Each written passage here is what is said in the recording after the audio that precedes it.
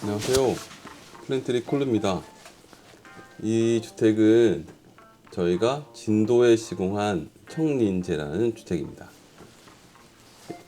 저희가 만드는 집의 시공 과정을 투명하게 이제 지속적으로 올리면 좋겠다는 생각을 가지고 있습니다. 네, 시작됐네요. 이 현장은 건축주님이 토목공사를 미리 해놓으셨고, 저희가 그 중간중간에 토목공사에 대해서 궁금하신 부분 질문하시면 이렇게 답변을 해드리는 식으로 토목공사를 하셨습니다. 한두 번 가가지고 토목공사의 중요한 부분 혹시나 체크하실 부분 체크하게 해드리고요. 그래서 좀 토목공사의 공사비를 아낄 수 있도록 이렇게 조언을 드리면서 토목공사를 하셨죠. 네, 지금은 기초공사. 이렇게 공사하는 그 세부적인 사항들은 제가 지금 매뉴얼을 만들고 있습니다. 뭐 도면 만들기부터 기초공사 매뉴얼, 토대공사 매뉴얼, 목구조 매뉴얼 이런 식으로 각 공정의 세세한 정보들도 드리고 있으니까요. 자세한 사항을 보고 싶으시면은 저희가 만들고 있는 매뉴얼 영상도 보시면 도움이 되실 것 같습니다. 네, 지금은 철근 작업 모습입니다. 철근 작업하시는 팀하고도 저희가 10년 넘게 같이 한 팀이고 항상 같은 디테일로 이렇게 하고 있습니다. 과거에는 이렇게 그 겉부직과 철근 작업하는 게 굉장히 과하다 소리를 많이 들었는데 요즘에는 뭐 웬만한 업체들 이거보다 더 많이 하시는 분도 있더라고요. 네, 이렇게 보통 250 혹은 300 간격으로 상하 배근을 해서 복배근으로 시공을 하고 있고요. 지금 파란색 보신 거는 저희 에란카를 정확하게 설치하려고 저희 기초팀에서 제작해 주신 안카 홀더고요. 배관들은 보통 다 하수, 오수 배관들은 네, 두꺼운 VG1 배관을 쓰고 있습니다. 하설되는 모습.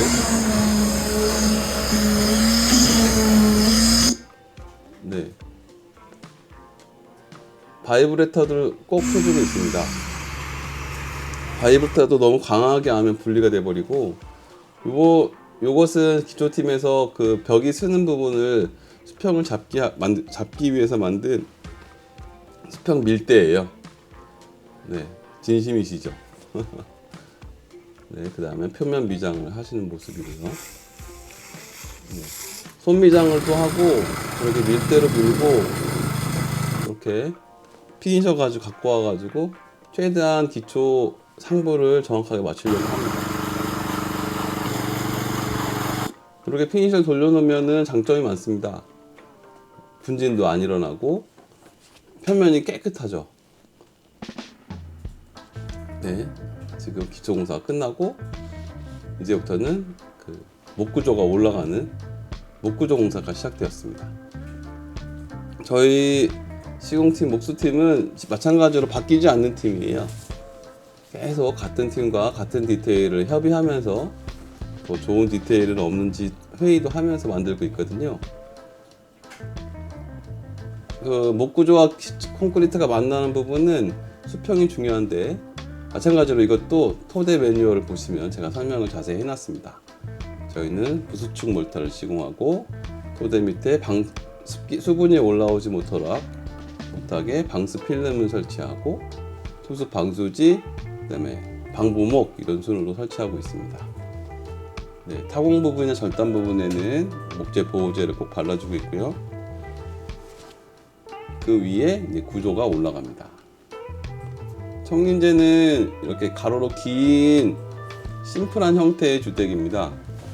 건축주님하고 집을 이야기할 때 집의 비용을 줄이는 것도 굉장히 중요한 부분이었기 때문에 면적 대비 금액이 제일 적게 나오는 형태인 이렇게 긴 정사각형 형태로 집을 설계했습니다. 너무 심심한 거 아니냐 이렇게 말씀하실 수도 있는데 예쁘게 설계를 할 수 없어서 그렇게 한 게 아니라 비용도 설계를 했다고 생각하시면 될 것 같습니다. 네, 그 플랜트리에서 추천하는 패시브 하우스 벽체 스타일은 이렇게 외벽에 벽을 한 번 세우는 게 아니라 2x4 벽체를 2번 세워 가지고 그 사이에 셀룰로즈를 채우는 형태로 하는 더블월이라고 합니다. 이미 선진국에서 그 여러 사례들을 보고 저희가 연구를 한 다음에 아 이거 정말 좋다 이렇게 해서 지금은 시공한 지 한 5년 이상 되었습니다. 다 제일 좋은 이유가 뭐냐면은 금액이 너무 괜찮습니다. 보통 패시브 하우스를 만들기 위해서는 외부에 매단열을 많이 하게 되는데 몇 개 매단열 붙이는 비용하고 이렇게 더블로 해서 가운데 채우는 비용하고 성능은 이렇게 이 더블롤이 훨씬 좋은데 비용은 비슷하게 나와가지고 그 벽 두께가 두꺼워지는 것만 감안하신다면은 이 더블롤을 안 하실 이유가 없을 것 같습니다. 그래서 저희는 이렇게 더블롤을 추천드리고 있고요. 시공 중인 모습입니다. 이렇게 직사각형의 심플한 모습입니다. 이렇게 직사각형의 심플한 박공 형태로 만들게 되면은 장점이 많습니다. 좀 이따 기밀 작업할 때도 나오겠지만, 네, 지금은 외벽 더블월 2번 세우는 벽으로 세우고 내벽은 2x6로 만들어지는 모습입니다. 마찬가지입니다. 집이 뭔가 만들 때 품질이 좋게 만들어지려면은 만드는 사람이 항상 같아야 된다고 저는 생각합니다. 저희 목스팀도 플랜트리 계열 이후로 바뀌지 않고 계속 같은 식구라고 전 부릅니다. 같이 체육대회도 하고 회의도 하고 그 다음에 공사 전에 사무실에 모여서 설계에 대한 얘기도 제가 나눠주고 그 전체적으로 이해를 서로 한 다음에 공사를 하기 때문에 뭐 현장에서 관리 감독 이런 게 거의 없을 정도로 다 그 공사에 대한 이해도가 높습니다. 네. 지금 보시는 화면은 지붕 공사인데요. 요즘엔 석가래 밑을 마치는 빔 형태로 바꿨는데 여기 청림대 같은 경우에는 빔을 받칠 그 지간거리가 너무 길게 나와가지고 이번에 예전에 하던 리치보드 스타일로 시공을 하고 있는 모습입니다. 마찬가지로 박공벽, 게이블월이죠. 게이블월이라고 하는 박공벽도 더블월 스타일로 하고 있고 지금 석가래 위에 가로상을 넣어가지고 채우명 단열재를 셀룰로즈를 채워가지고 그 가로로 된 석가래 윗면까지 단열이 들어가게 합니다. 지금 합판이 OSB 합판이 아닌데요. 요거는 동화에서 나오는 SSB라고 이름이 바뀌었죠. 물에 불지 않는 합판. 구조적 성능도 좋고 물에 불지 않는 합판이 나왔다고 해서 이번부터 저희는 적극적으로 쓰고 있습니다. 그 다음 기밀 작업. 이제는 집이 심플하실 때 그 장점이 나타나기 시작하는 거예요. 이게 집이 박공 형태라든지 심플한 형태가 되게 되면은 저렇게 집에 우풍을 막아주는 외부 기밀 시트 작업이 되게 완성도가 높게 나옵니다. 딱 봐도 어디 우풍이 들어갈 수가 없겠죠. 근데 막 이렇게 들쑥날쑥하고 형태가 복잡하다 보면은 그 놓치는 부분이 또 있어요. 막 덧칠하고 폼 뿌리고 막 이렇게 되면은 그 사실은 지금 당장은 안 생기더라도 나중에 생길 수가 있는데 이렇게 시트류 방수도 비슷하거든요. 이런 시트류가 완전히 포장하듯이 하게 되면은 그건 어느 정도 기간이 지나도 믿을 수 있습니다. 그리고 지금 그 기밀 시트가 시공된 부분은 본체 부분이고 지금 덧붙여서 시공되는 부분은 창고라든지 보일러실, 썬룸 부분이 지금 이렇게 덧붙여서 시공되고 있습니다. 전부 다 패시브로 하면 좋긴 좋은데 썬룸 같은 경우에는 그 폴딩 도어가 있거든요. 폴딩 도어는 기밀이 거의 안 돼요. 그런 부분에 투자를 해서 패시브 부분을 만드는 것보다는 거기에서는 패시브 외적으로 빼서 좀 관리가 있더라도 비용을 줄이는 방법으로 지금 그렇게 설계를 하였습니다. 그 플랜트리에서 설계를 할 때 그런 식으로 많이 합니다. 근데 보통 주택 내부에는 단열은 두껍지만 강마루나 도배 같은 마감을 하게 되면 또 마감비는 적게 나오는데, 이렇게 썬룸을 패시브 비용을 절약하기 위해서 벽체를 얇게 하고 단열재 조금 넣었는데, 거기에는 보통 타일 같은 걸 많이 하시거든요. 타일이나 페인트. 그래버리면 비용이 거의 비슷해지는 경우도 많습니다. 여튼 폴딩도의 기밀이 잘 잡히지 않기 때문에 썬룸은 패시브 부분이 아닌 일반 구조로 많이 하는 편이고요. 지금은 그 체험형 단열재 셀룰로즈가 시공되고 있는 모습입니다. 셀룰로즈 사장님도 이 체험형 단열재 회사들이 여러 회사가 있었거든요. 근데 생겼다 없어지고 되게 여러 가지가 있었습니다. 유리섬유도 분사형이 있었고, 뭐 수성 연제품 아직까지 그래도 없어지지 않고 많이 하고 있는데, 되게 소신을 가지고 오랫동안 해오신 분이라고 저는 생각해요. 이 체험형 단열재 여러 가지가 많이 있지만, 저는 성능에서 차이라기보다는 시공이 얼마나 잘 돼야 되는 게 중요하다고 생각하거든요. 그런 부분에서 이 셀룰로즈 팀장님 굉장히 추천드리는 편입니다. 단열재가 끝나면 이렇게 내부에 기밀 시트를 시공합니다. 플랜트는 창호 주변까지 완벽하게 다 목재를 노출시키지 않고 이렇게 기밀 시트를 덮고 있습니다. 그게 혹시나 모르는 습기나 누수가 생겼을 때 창호 주변에 수분을 좀 막아주지 않을까, 이런 상상으로. 크게 들어가는 것도 아니니까 저희는 항상 해주고 있습니다.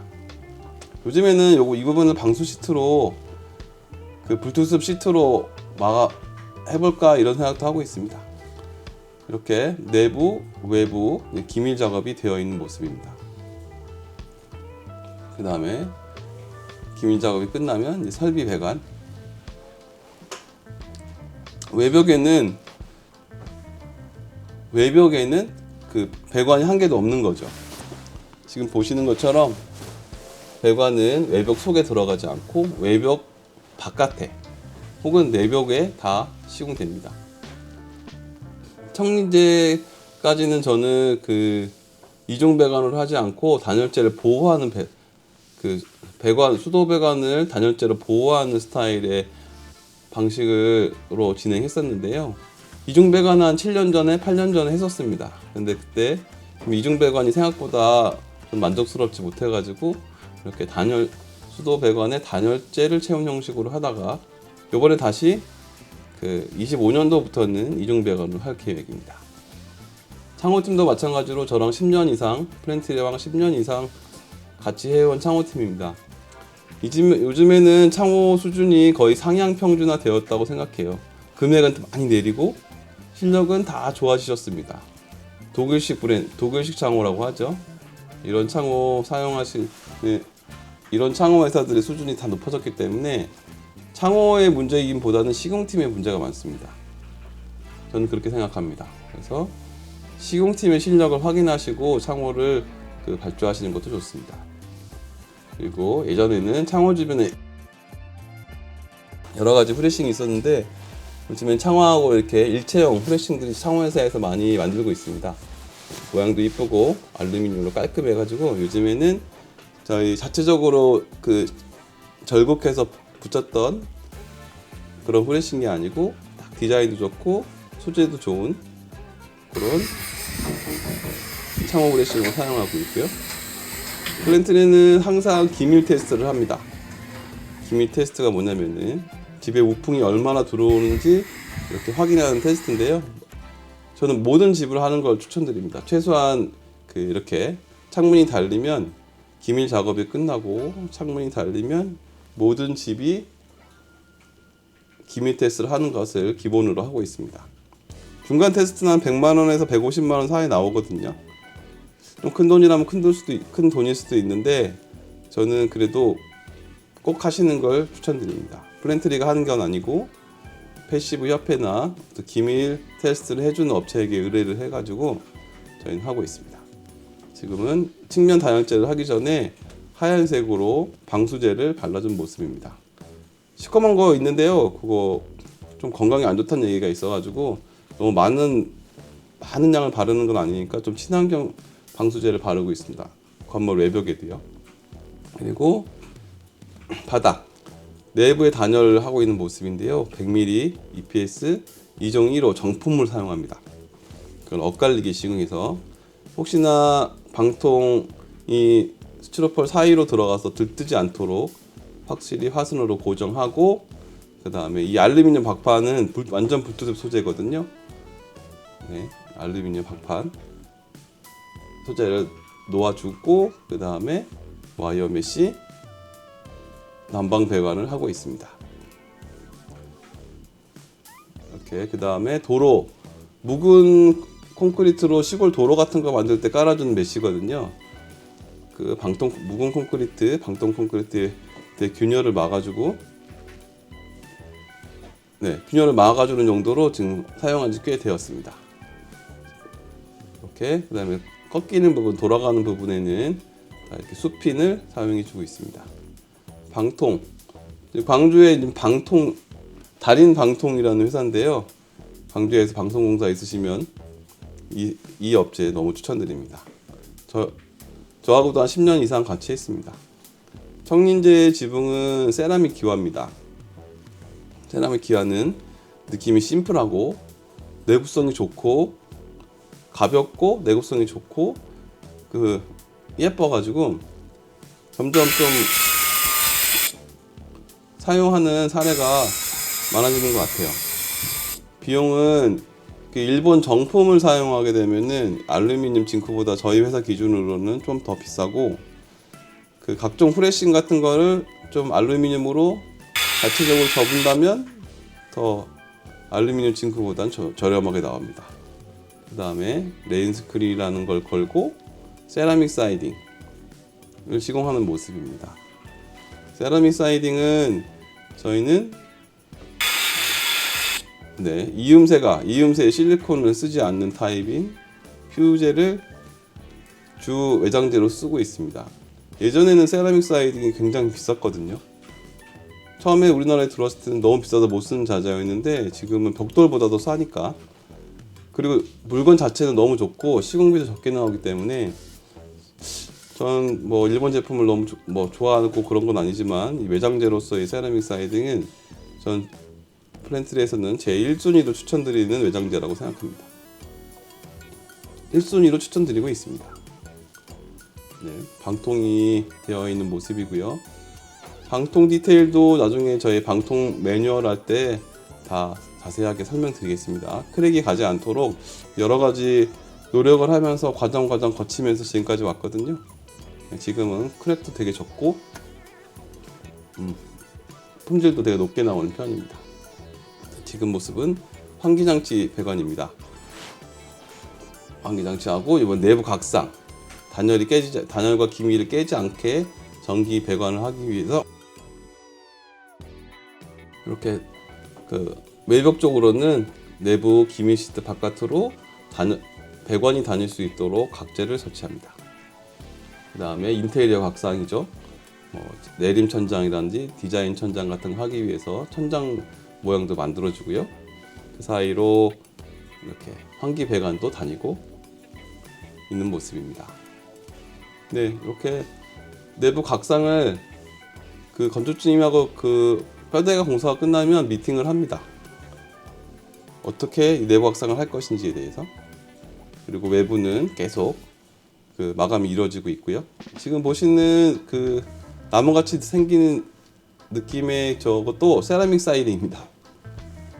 저희 지금은 처마 디테일, 플랜트리의 숨은 벤트 디테일입니다. 처마 벤트가 이렇게 컨티뉴스 벤트라고 해가지고 고전적인 벤트가 붙으면 전 모양이 너무 투박해 보여가지고 이렇게 벤트가 보이지 않으면서 통기가 되도록 처마의 디테일을 저희가 디자인하고 그렇게 시공하고 있습니다. 그렇게 처마가 조금 있는 스타일도 있고 처마가 딱 벤트만 나온 스타일도 있습니다. 전 숨은 처마라고 말하고 있는데, 디자인이라고 할까? 선호하시는 것은 처마가 없는 부분도 많이 선호하시는데요. 저는 그래도 아주 조금이라도 그 통기가 되는 처마 정도는 있어야 된다고 생각합니다. 기단부는 흡수율이 적은 그 타일을 붙이고 있습니다. 보시는 것처럼 코너석이 있고 벽돌 매지도 하기 때문에 이게 다 해놓으면은 진짜 벽돌인지 파벽돌인지 잘 모릅니다. 그 다음에 장이라든지 무거운 것들이 달리는 곳은 이렇게 12mm 정도 두꺼운 내수화판을 시공하고 있고요. 창틀 주변 건축주님이 선호하시는 마감으로 창틀 주변을 이렇게 마무리해드리고 있습니다. 우리 청린제는 자작합판이 사용되었습니다. 내부에는 나등급 유리섬유로 흡음재로 사용하고 있습니다. 나등급 유리섬유를 흡음재로 사용하고 있습니다. 네, 석고보드는 12mm 석고보드를 48, 1200에 2400짜리 석고보드를 이렇게 타카 시공하지 않고 피스로 시공하고 있습니다. 네, 자작합판이 자작합판 마감은 전 추천드리는 그 마감 중에 한 개입니다. 비용도 괜찮고 유행도 타지 않고 예쁘기 때문에 네, 자작합판 추천드리는 편입니다. 그다음에 가스배관, 저희가 어떻게 할 수 없는 이 가스배관 신경을 써서 디자인을 했는데 저 가스배관이 집을 막 뺑뺑 돌죠. 그래서 가스배관도 설계할 때 꼭 생각해 봐야 됩니다. 이것은 외부 차량이 설치되는 모습입니다. 청린제는 패시브협회 정식 인증주택이기 때문에 뭐 인증주택이 아니라도 외부 차량은 단열이 좋은 집에서는 꼭 필요한 부분이기도 하니까요. 그 다음에 화장실 방수. 화장실 방수의 저희 플랜트리 화장실 방수의 핵심은 일반 청소고요. 그 다음에 그 아쿠아 디펜스 댄스실드라는 그 완전 방수 석고보드를 사용하는 게 저희 방수 디테일의 핵심입니다. 이것도 저희 매뉴얼 영상을 만들 때 방수는 지금까지 한 번도 공개한 적이 없는데 이번에 한번 공개하겠습니다. 이렇게 하부에는 4번의 방수를 합니다. 각기 다른 그 복합 방수를 합니다. 4번 정도의 다른 방수 공법을 4번 정도 해서 방수가 깨지려면 4개의 방수층이 깨져야 되는 상황으로 만듭니다.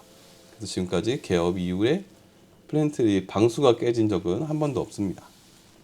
그 다음에 썬룸 부분에 타일 공사하는 모습이고요. 요즘 타일 공사도 되게 저런 부자재들을 다 사용하면서 하시니까 좋은 것 같습니다. 품질이. 네, 매지 넣는 모습. 타일의 매지도 그 우레탄 매지는 전 추천드리진 않습니다. 그다음 도배하는 모습. 도배도 저희는 그 실리크 벽지보다는 합지 벽지 혹은 기능성 벽지, 쉽게 얘기하면 투수 벽지를 습기가 왔다 갔다 할 수 있는 벽지를 추천드리고 있습니다. 그 다음에 부분 목재 마감도 있고요. 네, 기본 콘센트도 있고 요즘에 콘센트 디자인도 예쁜 게 너무 많아가지고 건축주님이 원하시는 콘센트로 해드렸습니다.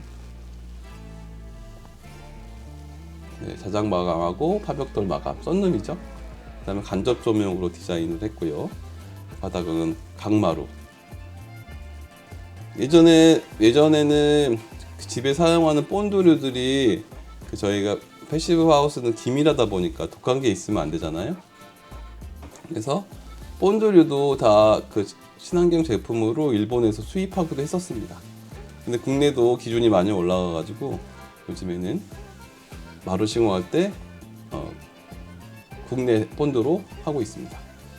외부 데크, 그다음에 여러 가지 뭐 통으로 올려놓는 바닥이라든지 그런 부분에 지금 콘크리트 타설을 한 모습입니다. 돌데크가 시공될 예정이거든요. 그냥 가구도 저희 협력업체가 있습니다. 이렇게 플랜트는 여기서 뭐 가구라든지 이런 데서 1원도 남기지 않습니다. 그 대신 그 잘 모르는 건축주님들이 어디 가가지고 이렇게 그렇죠? 비싸게 사지 않도록 저희가 몇 군데 업체를 정해서 이렇게 잘해달라고 하고 실제로 잘해주고 있는 걸로 알고 있습니다. 중공청소 중공 청소도 무시하시는 분이 있는데 사실 굉장한 기술입니다. 이것도 중공 청소 업체도 10년 이상 된 광주 업체고요. 네, 되게 좋으십니다. 깨끗하게 해주시고요. 여러 가지 장비와 약품 같은 걸로 청소하기 때문에 일반 어머님들이 집에 청소하는 거하고는 완전히 다릅니다. 연장도 엄청 많이 갖고 오세요. 걸레하고 청소 뭐 그런 게 아닙니다. 그라인더부터 시작해가지고 뭐 갈아내는 것, 뭐 빨아들이는 것도 여러 가지고 청소하는 수준이 완전히 다릅니다. 그래서 중공 청소는 뭐 도전해 보시면 좋겠지만 이만큼 하게 되려면 아마 시간이 오래 걸리실 거예요. 공사는 여러 가지 비용 중에서 중공 청소 비용이 아직은 제일 싸니까 중공 청소는 업체에게 맡기시는 걸 추천드립니다. 네, 마당 공사 마사토로 깔고 이제 돌도 갖고 오고 이렇게 돌 작업 소장님도 지금까지 저희와 계속 같이 해주고 계십니다. 네, 돌 작업하고 있는 모습이고요. 돌 작업하고 합성 데크하고 저희 플랜트리에서 사용한 합성 데크는 정말 10년이 지나도 새 거 같거든요. 근데 단가가 좀 있어요. 그래서 합성 데크하고 돌 데크 비용이 비슷하게 나오는데, 그래서 거의 합성 데크 반, 돌 데크 반 이 정도 하시는 것 같습니다.